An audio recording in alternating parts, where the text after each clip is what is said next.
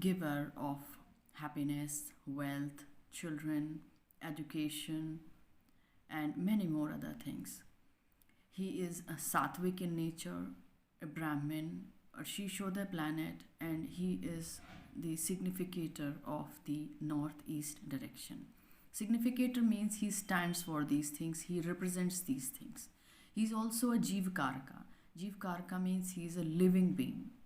In fact, in subjects, he represents biology, which is again a study of living things.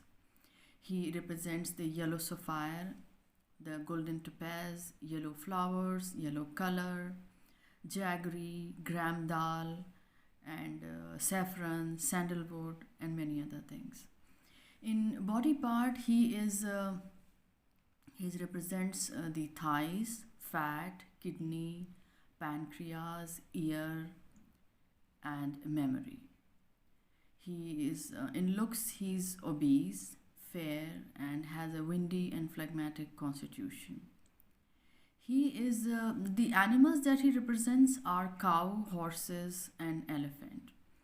And one of the best remedies for a malefic Jupiter is to feed a cow on Thursday soaked gram dal with jaggery. We soak it because it becomes easy for the cow to digest. There are many significations of this planet, or he signifies, or he's a karak for many things. The list is exhaustive.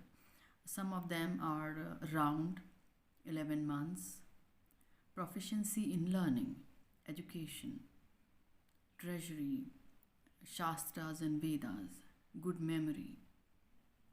In fact, memory is a gift from both the planets. Both Mercury and Jupiter bless us with that kind of intelligence.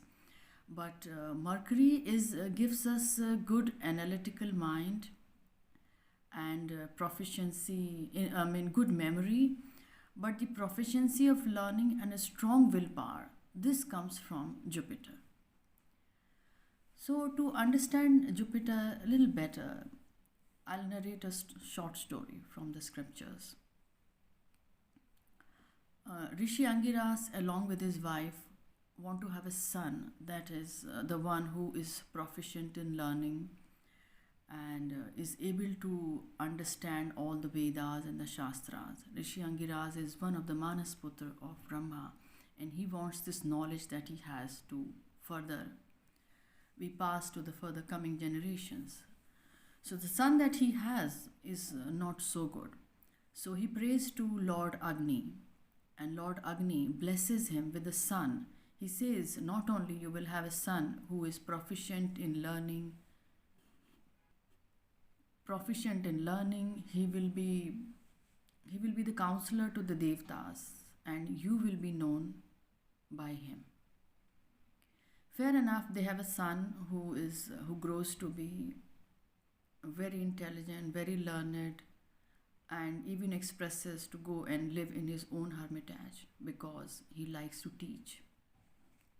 He wants to pass on the knowledge to others. In due course of time, Brihaspati is married to Tara, who is an exceptional beauty and is a very graceful woman. They live in a hermitage as a couple. One day, Brihaspati, as he is waiting for his flowers, he asks his wife that where is the maid who was going to get the flowers. So she says that she has gone, she'll be back soon, I have to leave to the river. So I am going. So Brihaspati is left alone in the house waiting for the maid whose name is Panjika. Panjika had gone to the forest to collect flowers. While she is collecting flowers, she hears some sound. She looks carefully. She finds a Gandharv couple on the ground, happily enjoying being in love. Panjika looks at the couple and she has feelings. She's mesmerized by what she sees and she's kind of dazed. She forgets why she has come, she forgets that she had to come and get flowers for the rishi. So after a little while, the Gandharv couple suddenly vanish from there. And when they vanish, Panjika realizes that she is standing alone in this forest. She totally forgets that she is here for the flowers. She walks empty-handed to the hermitage. When she enters, she sees Brihaspati waiting for him. Brihaspati asks her, "Where were you? Where are the flowers?" Panchika doesn't even realize what he's asking. She starts stepping close to him. And she hears the word flower and she says, "I am the flower master." And she even goes and embraces him and says, "Accept me. I'm for you." Brihaspati is suddenly taken aback. He steps back and he shouts at her, "Have you lost your mind?" She says, "No, I haven't lost my mind. I'm in love with you." Brihaspati is furious. He pushes her away and he says, "You are burning in this hell of adultery and you trying to wrap me into this. I curse you. I curse you to be a female monkey." The moment he says this, her words hit her like a bullet and she realizes what has happened. She immediately falls on his feet and says, "Master, forgive me. I have committed a blunder." So he says, "My curse can't be undone, but it will be a boon for you. You will bear a son in Treta Yuga who will help Lord Vishnu, who will be incarnated as a Ram, as King Ram." The maid Panchika is embarrassed, ashamed. She leaves the hermitage. When Tara comes back, Brihaspati narrates the whole incident. Tara looks at him and smiles and says, "Husband, you are so righteous, you can't make any mistake." This is the same Brihaspati that when Tara makes the mistake of eloping with Moon, he goes and brings her back. He not only brings her back, he accepts her as a mother of the child of Moon, and that is Buddha. He raises Buddha to be his own son, he educates him and gives him all the knowledge.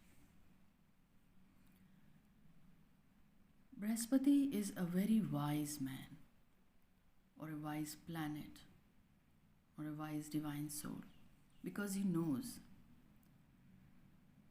that there is a difference between the sin and sinner, that there is a reason why something happens. We must understand why it happens, then what has happened. This understanding helps us live better. People with a strong positive Jupiter effect on them are magnanimous, truthful, wise, forgiving like him. They are usually very learned people. Along with so many other things, Karak of being other things, Jupiter also represents certain diseases in our body. And they are related to pancreas, kidneys, jaundice, and the most malefic one, diabetes. He also, along with Rahu, is one of the biggest Karak for cancer. And the reason is that Jupiter is a planet of expansion. So even in the body, the enlargement of organs are caused by Jupiter. Of course, he's also responsible for the excess of fat in our body. But despite of that, he's also a biggest protector of diseases in our body because he also gives us good health. In the natal chart, he represents the 9th house, Sagittarius, and the 12th house of time chart or Kalpurush, that is the Pisces. These are the signs and the houses that he rules. The 9th house is the house of Bhagya, luck, destiny, higher wisdom, higher learning, religion, and of course father, whether it is the soul or the father in the practical, the real father, the physical father or the divine father. That's why it's a house of luck as well. The 12th house is the house of physical undoing. It is where our body dies. It is the house of moksha. It is the house of giving away. It's also the house of charity. So, apart from all this, he is also a very strong significator of professions. So he represents judges, lawyers, advocates, ministers, MPs, counselors. In education, educationists, teachers, philosophers, scholars, learners of Vedas and Shastras, revenue department, finance, human resource management. When he combines with some other planet, he gives us, for example, with Mercury, accounts, accountants, finance, auditors, with Saturn, lawyers. And the reason is that Saturn is considered to be, he's also a lord of punishment. So, along with Jupiter and the ninth house, we see lawyers. He is, when he combines with Mars, he makes the heads, MDs, CEOs of industries. When he is in a good position with Sun and Moon, he gives wonderful honorary posts. Of course, he plays a role in politics because he gives ministerial posts, MPs. So, these are some of the significations of the planet Jupiter. Of course, there is much more, and our astrology books are full of it. So, this was just a short introduction of the planet Jupiter. Thank you very much for watching. Please like and subscribe my video. And please visit my website, mehnapatnagar.com.